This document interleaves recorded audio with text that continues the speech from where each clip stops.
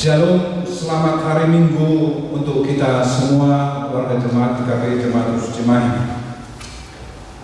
Bapak Ibu warga jemaat GKP Jemaat Yesus Cimahi, terpujilah Tuhan yang Maha Kuasa, yang karenanya kita dimampukan untuk beribadah pada hari ini di tempat kita masing-masing.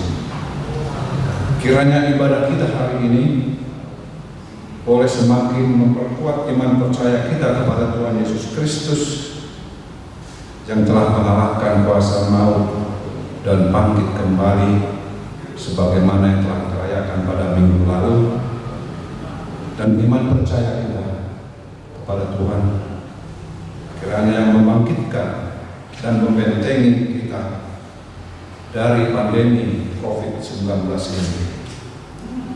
Harapan kami dan harapan kita semua dan doa kita kepada Tuhan, kiranya situasi ini segera berlalu dan kita kembali dapat melaksanakan beribadah minggu di gedung gereja sebagaimana biasanya.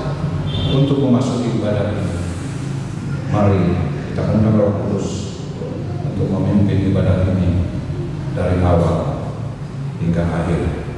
Kita ambil saat teduh sejenak, saat teduh kita mulai.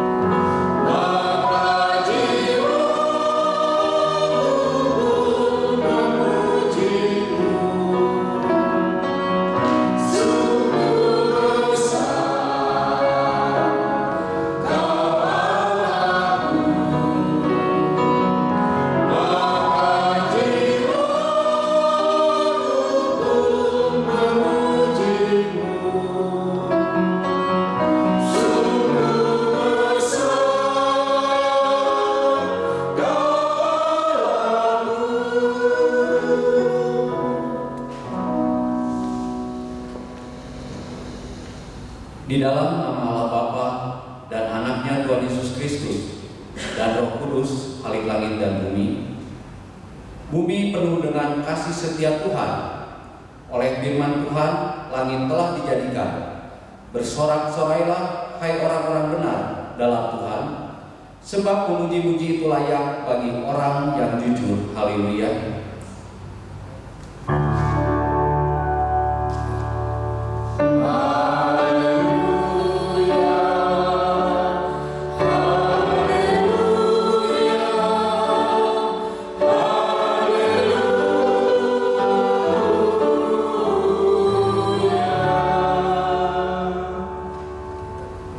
Kita berdoa. Ya Tuhan Allah, Bapa yang Maha Pengasih, Engkau berfirman bahwa kami harus menderita dan mati bersama Tuhan kami Yesus Kristus, agar bersama Dia kami menerima kemuliaan. Ajarlah kami untuk melaksanakan kehendak-Mu, supaya kami senantiasa berdiri dalam iman dan pengharapan yang teguh akan kebangkitan dan kemuliaan yang Engkau janjikan kepada semua yang percaya kepadamu. Amin.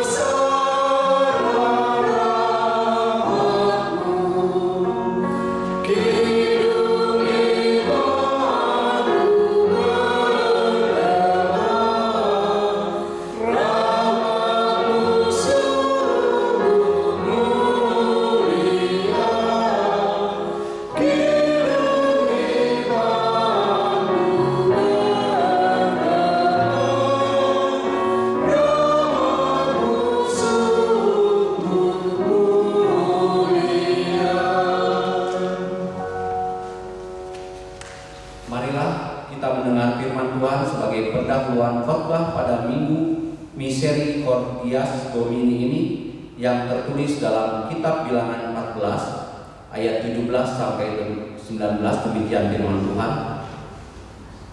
Jadi sekarang biarlah kiranya kekuatan Tuhan itu nyata kebesarannya seperti yang Kau firmankan. Tuhan itu berpanjangan sabar dan kasih setianya berlimpah-limpah. Ia mengampuni kesalahan dan pelanggaran, tetapi sekali-sekali tidak membebaskan orang yang bersalah dari hukuman. Bahkan ia membalaskan kesalahan bapa kepada anak-anaknya, kepada keturunan yang ketiga dan keempat. Ampunilah kiranya kesalahan bangsa ini sesuai dengan kebesaran kasih setiamu, seperti Engkau telah mengampuni bangsa ini mulai dari Mesir sampai kemari. Yang berbahagia ialah mereka yang mendengarkan firman Allah dan yang memeliharanya. Amin.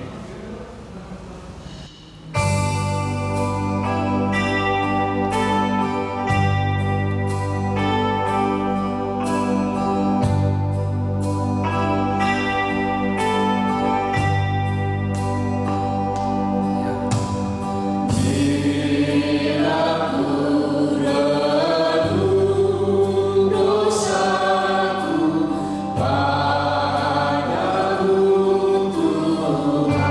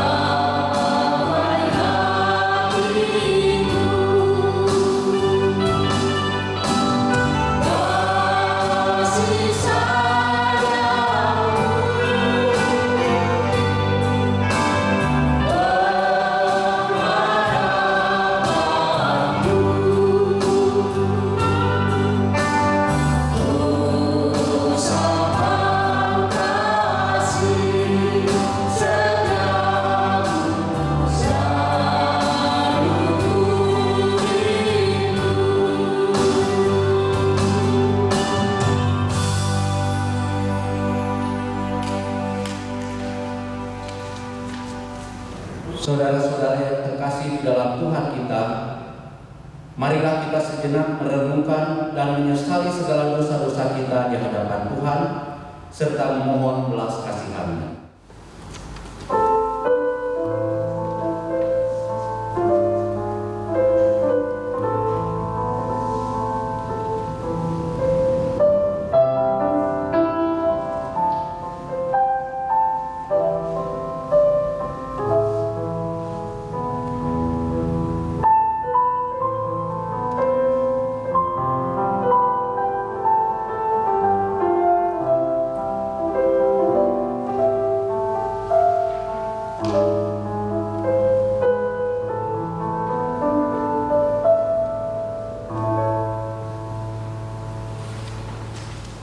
Ya Allah Bapa yang Maha Kuasa, Pencipta dan Penebus kami mengaku bahwa kami orang berdosa yang tidak layak berdiri di hadapan-Mu.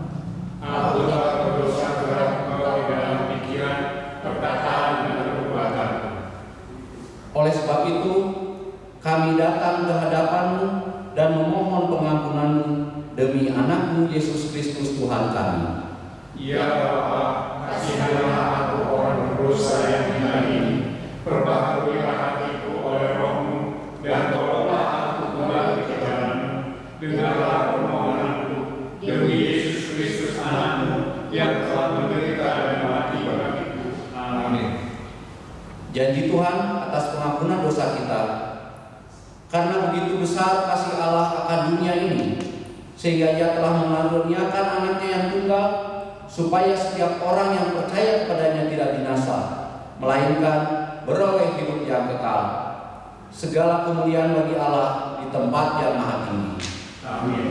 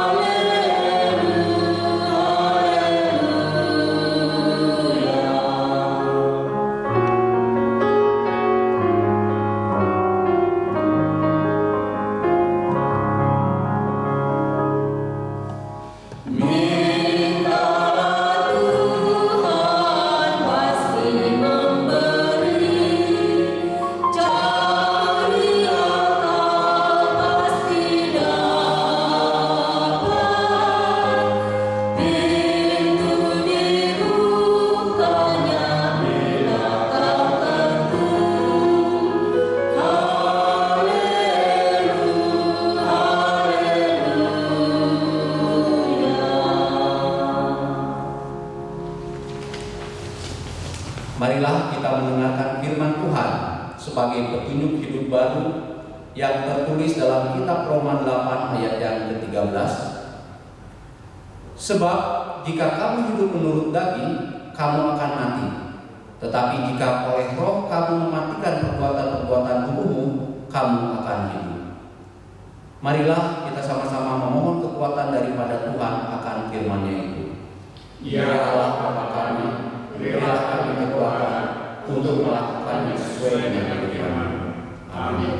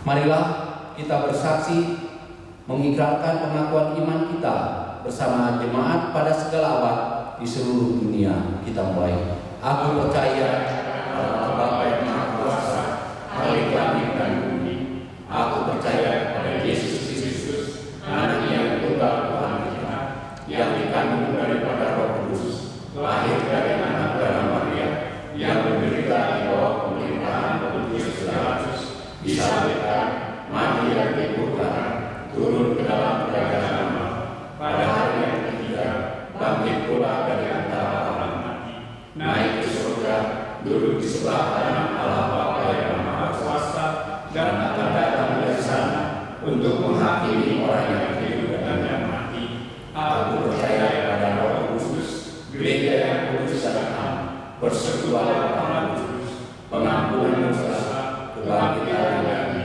dan hidup yang kekal. Amin. Baiklah jemaat yang dikasihi oleh Tuhan kita Yesus Kristus, kita satukan hati dan pikiran kita, sejenak kita berdoa. Ya Allah Bapa yang bertahta di dalam kerajaan surga, Allah yang kami permuliakan di dalam nama Tuhan Yesus Kristus, kembali kami datang saat ini ke hadirat Tuhan mengucap syukur dan berterima kasih atas segala penyertaan dan pimpinan daripada Roh Kudus di dalam kehidupan kami, pribadi lepas pribadi. Saat ini kami pun berkumpul di bait-Mu yang kudus ini Tuhan, yang hadir dalam kebaktian untuk memuji dan memuliakan-Mu, karena Engkau adalah Allah yang patut kami permuliakan, Allah yang patut kami puji. Dan Engkau tahu Tuhan bahwa keberadaan saat ini di mana di dalam keberadaan dunia yang sedang terjadi bencana ini Tuhan, oleh karena pandemi daripada COVID-19, begitu banyak orang yang merasakan tercekam, begitu banyak orang yang merasakan takut oleh karena COVID-19 ini, sehingga pemerintahan kami pun saat ini telah mengeluarkan suatu kebijaksanaan, suatu peraturan kepada seluruh warga negaranya untuk menjaga jarak satu sama lain dan membatasi perkumpulan-perkumpulan supaya kami dapat memutus hubungan atau rantai daripada COVID-19 ini yang begitu mencekam, yang begitu membawakan suasana ketakutan kepada setiap orang yang ditakuti oleh rasa kekhawatiran itu Tuhan. Kami pun berdoa untuk para pemimpin bangsa kami yang berikan hikmat kepada mereka Tuhan untuk menjaga, memimpin bangsa ini kepada kesejahteraan dan ketentraman bagi rakyat Indonesia. Khususnya kami pun berdoa untuk Menteri Kesehatan dan jajarannya yang terlibat langsung di dalam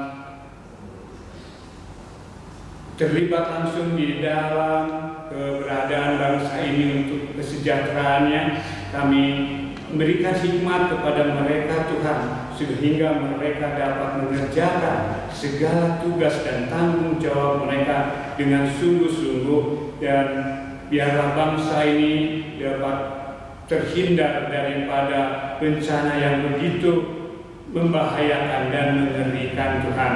Kami pun berdoa untuk para dokter, para perawat, dan para relawan yang ambil bagian paling depan dari garda ini Tuhan.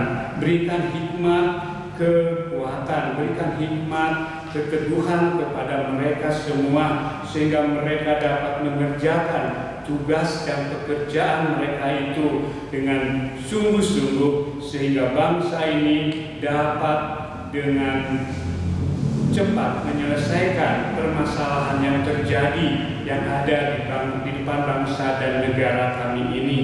Kami pun berdoa untuk para TNI, dan Polri yang ambil bagian di dalam tugas keamanan negara ini Tuhan. Kami percaya dengan kekuatan yang datangnya daripadamu, Engkau akan memberikan hikmat kepada para TNI dan Polri untuk menjaga kestabilan bangsa dan negara ini dari kecaman dan huru-hara yang akan dilakukan oleh orang-orang yang tidak sabar, orang-orang yang ingin mengambil kesempatan di dalam kesempitan, di dalam keberadaan yang terjadi saat ini. Kami datang kepadamu, kami memohon Tuhan, biarlah kiranya pandemi COVID-19 ini dapat cepat berlalu di depan bangsa dan negara kami yang tercinta ini. Kami pun berdoa Tuhan untuk jemaat-Mu yang dalam keadaan sakit, baik itu sakit karena usia mereka maupun mereka yang dalam proses kesembuhan. Berikanlah kekuatan kepada mereka di dalam menanggung penderitaan yang mereka alami, dan Roh Kudus yang Tuhan tempatkan di dalam hati mereka mengambil alih seluruh kehidupan mereka, sehingga segala sakit penyakit, beban berat yang mereka alami, dengan itu mereka dibangun dan dibentuk kepada gambaran anak-Mu, sehingga mereka dimenangkan masuk ke dalam kerajaan Tuhan.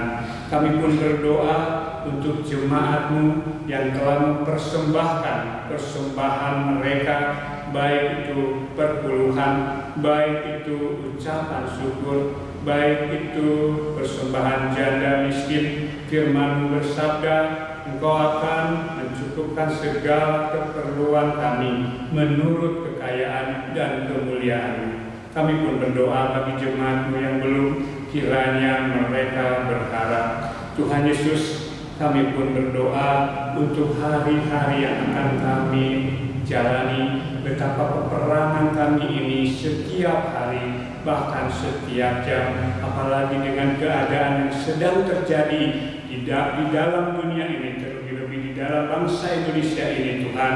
Dengan COVID-19 ini, kami datang saat ini kepadamu, meminta pertolongan kepadamu. Perlengkapilah kami ya Tuhan dengan perlengkapan senjata-Mu berupa kesucian, pengetahuan, kesabaran, kebaikan, kasih sejati, ucapan penuh kebenaran, dan kuasa Allah.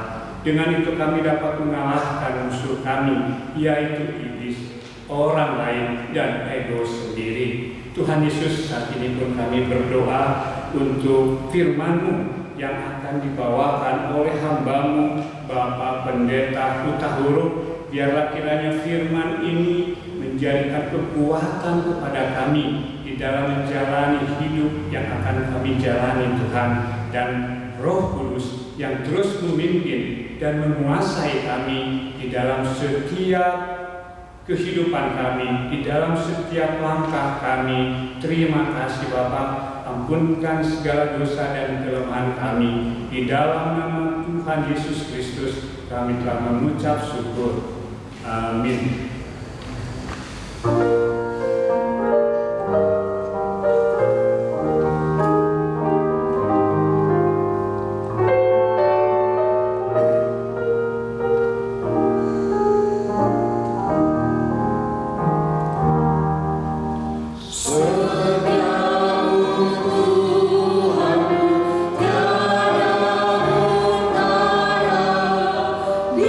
dalam surga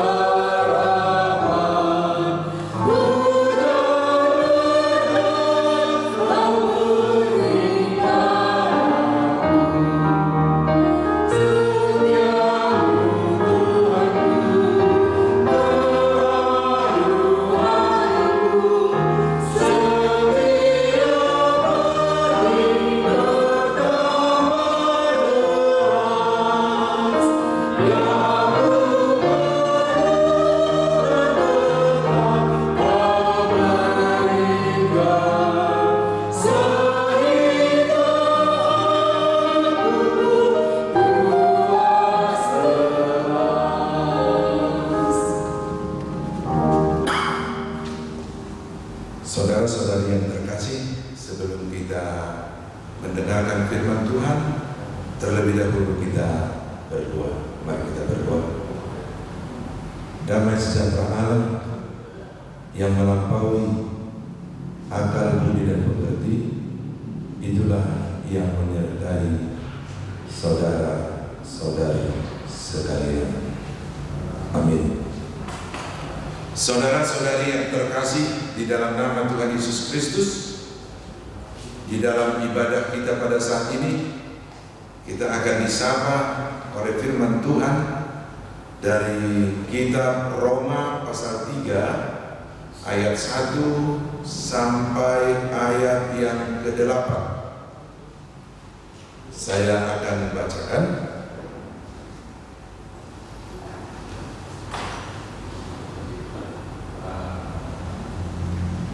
Jika demikian, apakah kelebihan orang Yahudi dan apakah gunanya sunnah? Banyak sekali, dan di dalam segala hal. Pertama-tama, sebab kepada mereka lah dipercayakan firman Allah. Jadi bagaimana jika di antara mereka ada yang tidak setia?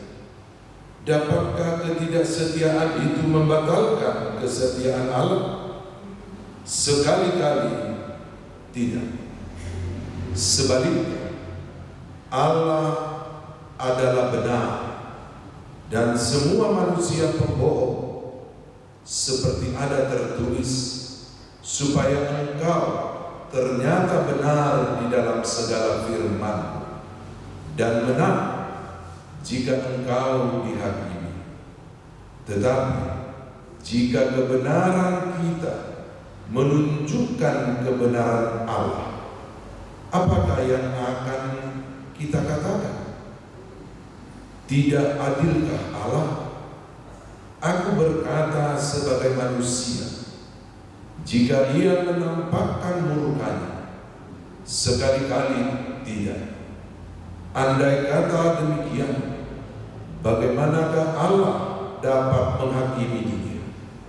Tetapi jika kebenaran Allah oleh dustaku semakin melimpah bagi kemuliaannya, mengapa aku masih dihakimi lagi sebagai orang berdosa? Bukankah tidak benar fitnah orang yang mengatakan bahwa kita berkata, marilah kita berbuat yang jahat supaya yang baik timbul daripadanya? Orang semacam itu sudah selayaknya mendapat hukuman. Demikian firman Tuhan.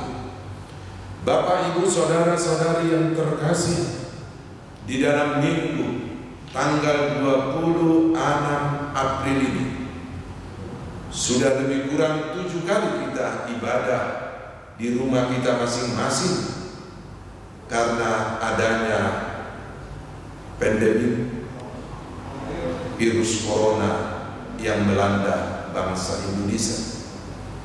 Sesuai dengan himbauan pemerintah dan kesadaran warga jemaat secara umum orang Kristen, maka diadakanlah ibadah-ibadah rumah tangga, ibadah-ibadah di rumah anggota-anggota jemaat.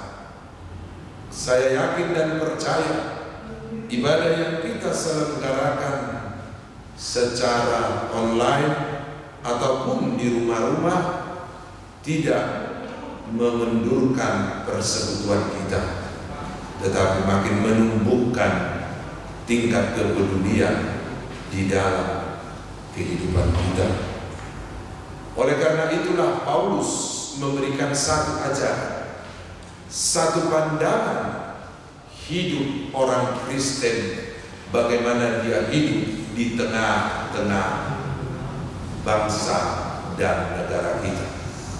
Melalui firman-Nya kepada jemaat yang ada di kota Roma, dia mau kasih tunjukkan, dia kasih nampakkan bagaimana kasih Allah itu kepada setiap orang yang percaya kepadanya. Kasih Allah itu ditunjukkan oleh Paulus dengan menunjukkan bahwa kasih Allah itu tidak akan pernah berkesudahan walaupun dalam situasi apa kita hidup, walaupun dalam bagaimana kita berinteraksi dengan sesama manusia, terlebih kepada Allah. Karena itu Paulus katakan di ayat yang pertama adalah keunggulan orang Yahudi di tengah-tengah waktu pada saat itu. Kenapa Paulus katakan keunggulan orang Yahudi? Karena di sana banyak dinamika kehidupan yang mereka lakukan seturut dengan kehendak Allah, terkadang tidak seturut dengan kehendak Allah.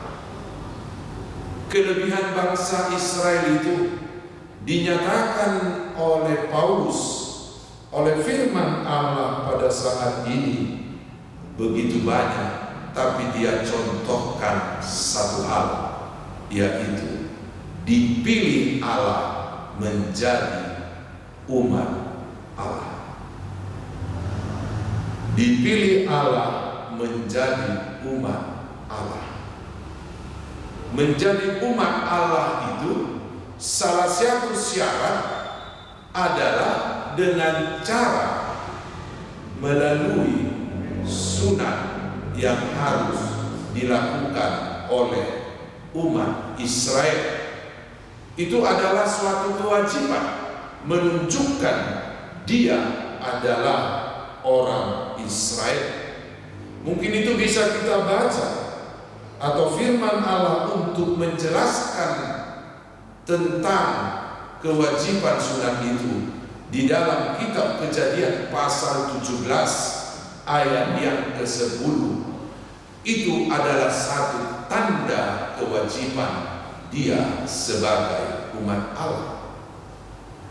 Itulah keunggulan salah satu yang dinyatakan oleh firman ini, sehingga orang bertanya, apakah tanda ketaatan bangsa Israel itu disunat sewaktu berusia 8 tahun juga wajib dilakukan oleh orang Kristen atau orang yang sudah percaya kepada Yesus Kristus.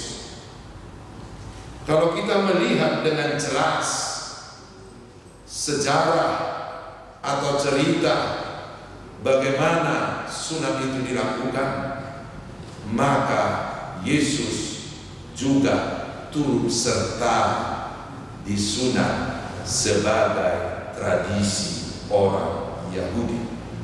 Itu bisa kita baca, itu bisa kita ketahui bagaimana itu sewaktu Yesus berusia 8 hari dibawa oleh ibunya untuk disunat. Dalam rangka sunat tersebutlah dia diberi nama sebagai Yesus. Sunat itu juga sekaligus memberikan nama kepada sang anak. Itu yang kita baca firman Allah di dalam Lukas pasal 2 ayat yang ke-21. Sehingga kita bertanya, kami yang sudah Kristen, kami yang sudah percaya kepada Yesus, apakah kami harus juga sunat? Dengan jelas Paulus katakan bahwa sunat itu tidak lagi satu keharusan, tetapi bisa dilakukan dan bisa tidak dilakukan.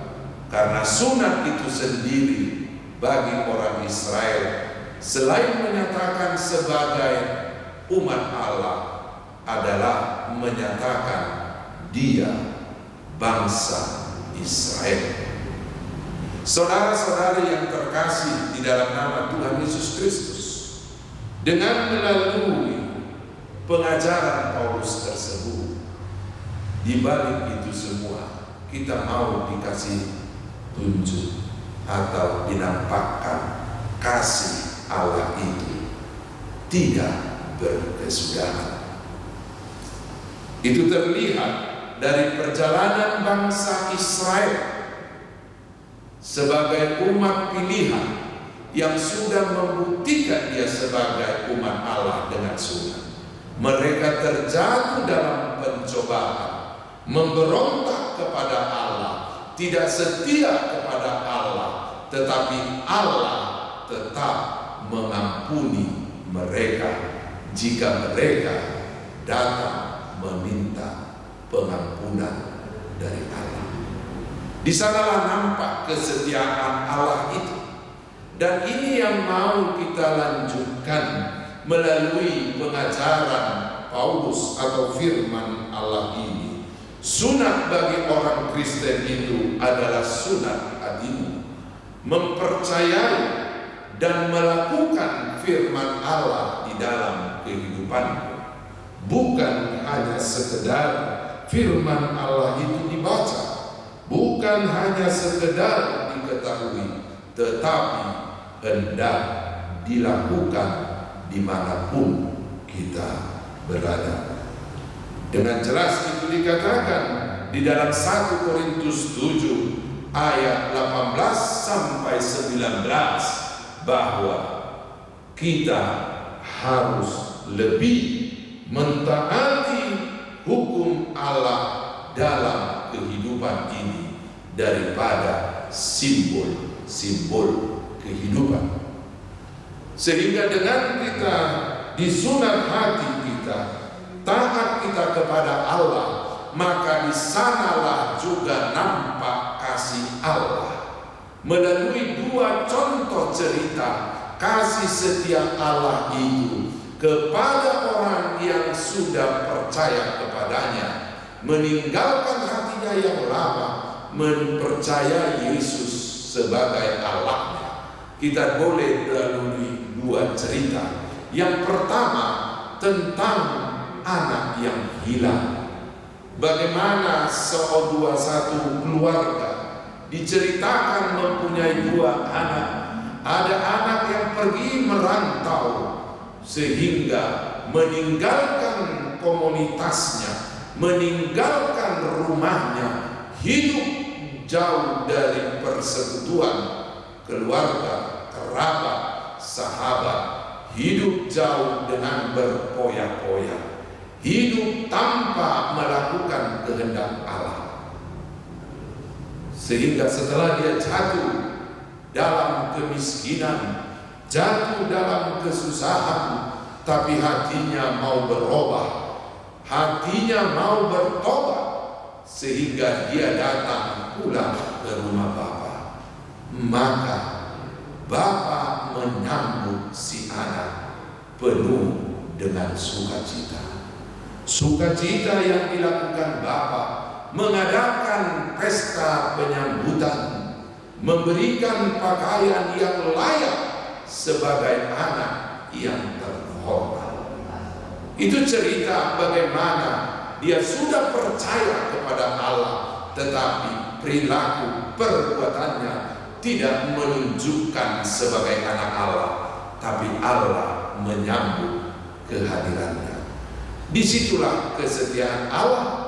Dia tidak pernah menghitung-hitung kesalahanmu. Dia tidak pernah mengingat-ingat kesalahanmu. Allah itu mau hanya menantikan kapankah engkau datang. Kapankah engkau mau menyerahkan pergumulanmu kepada Allah?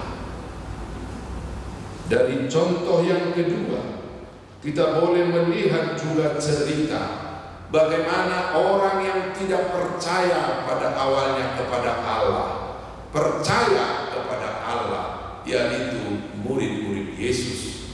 Bagaimana setianya mereka mengikuti Yesus itu 2 sampai 3 tahun. Tetapi di saat Yesus hidup dalam kesusahan menuju penyaliban yang kita rayakan dengan Jumat Agung, murid-murid meninggalkannya. Bahkan ada murid yang berkata, "Aku tidak kenal dia." Tetapi apakah Yesus menolak mereka tak kala mereka datang untuk bersekutu? Itu menunjukkan dua cerita, bahwa kasih setia Allah kepada kita jangan kita batasi dengan rasa takut akan dosa-dosa masa lampau kita. Saudara-saudari yang terkasih di dalam nama Tuhan Yesus Kristus, melalui tema yang dikeluarkan oleh sinode kita, jelas dikatakan di dalam almanak kita untuk minggu tanggal 26 April tahun 2020 ini adalah dengan tema kesetiaan Allah. Allah tidak pernah berubah apapun dan bagaimanapun kehidupan kita.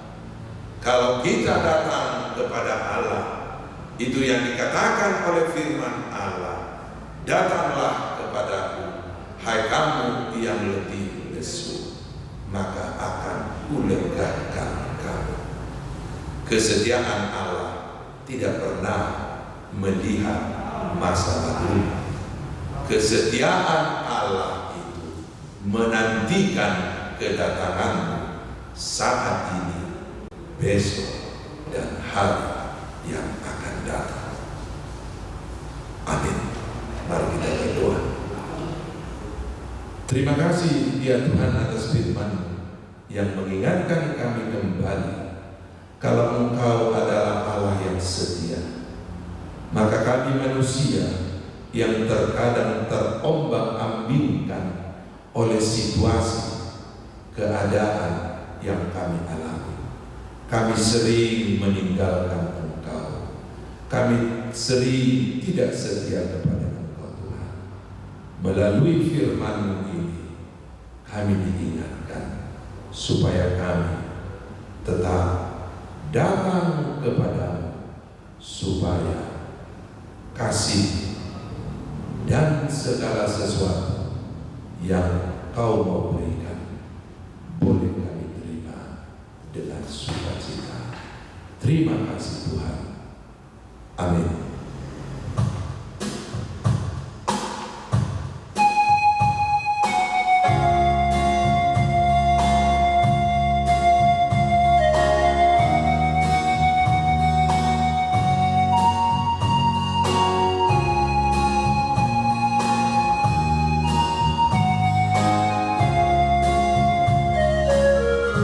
Kasih setiamu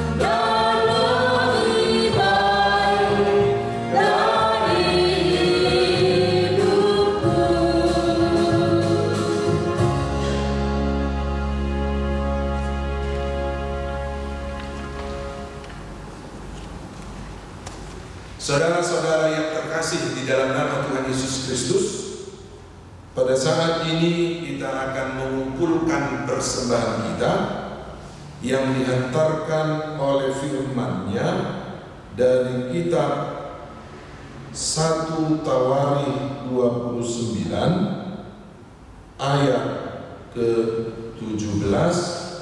Demikian firman Allah. Aku tahu, ya Allahku, bahwa Engkau adalah penguji hati dan berkenan kepada keikhlasan, maka aku pun mempersembahkan semuanya itu dengan sukarela dan tulus ikhlas. Dan sekarang umatmu yang hadir di sini telah kulihat memberikan persembahan sukarela kepadamu dengan sukacita. Amin. Mari kita doakan persembahan yang sudah kita berikan dan kita kumpulkan. Kita berdoa. Ya Allah Bapa kami yang ada di sorga, kami mengaku dengan setulus hati Engkaulah sumber segala berkat dan karunia. Di sini kami memberikan persembahan syukur kami kepadamu.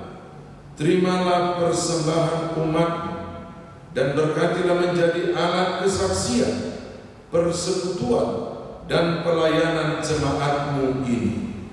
Jadikanlah hidup kami persembahan yang berkenan kepadamu, dan pakailah hidup kami untuk turut menghadirkan tanda-tanda kerajaan-Mu di seluruh dunia ini.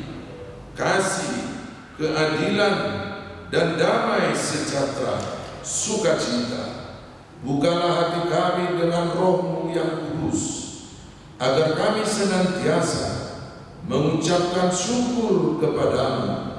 Di dalam nama Tuhan Yesus Kristus Tuhan kami. Amin.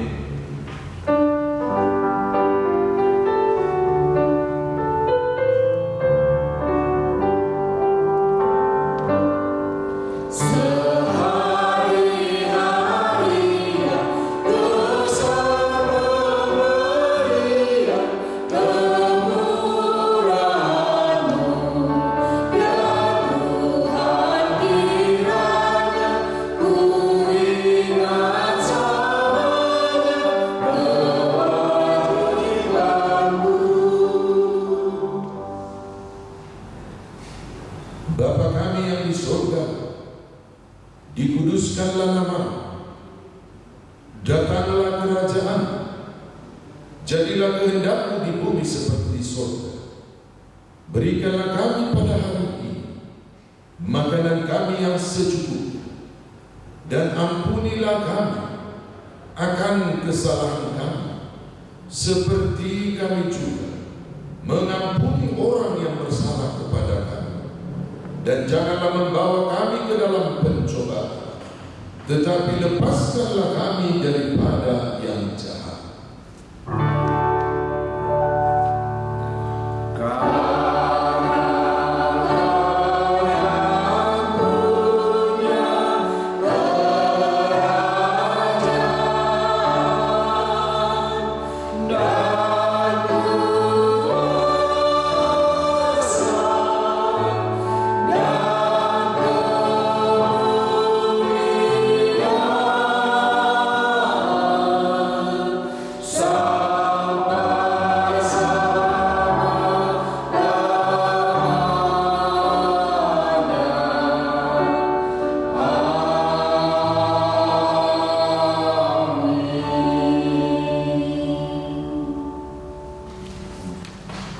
Pulanglah dengan damai dan terimalah berkat dari Allah. Tuhan memberkati engkau dan melindungi engkau.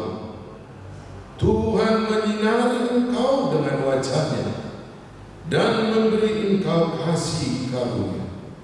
Tuhan menghadapkan wajah-Nya kepadamu dan memberi engkau damai sejahtera.